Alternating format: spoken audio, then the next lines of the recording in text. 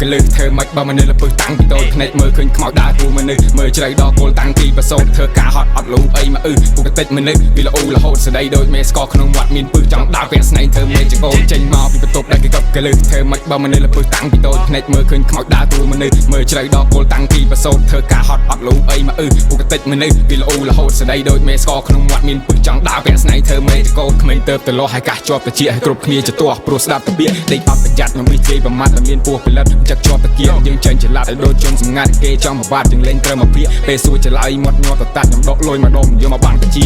តែប្រហាស់ដូចចាក់ប្រេងអ៊ីនធឺណិតពួកយើងដើរចូលទៅរះបញ្ជីគ្នាយើងវាយយកបានជ័យជំនះវាយវិញដល់វគ្គលើជ័យលិភីក៏ត្រាក់ចូលឈ្មោះពួកដែលជាប់ជាពាក់ដកហូតវាផ្ទះប្របាក់ឆ្អឹងជនីគេមានកកណិតចំវាយស្ទះតែវាមិនអាចកាច់ប្របាក់លុយយ៉ាធីមើលនឹងខែចៃគុំកលែចៃចង់ទៅមើលទៅណា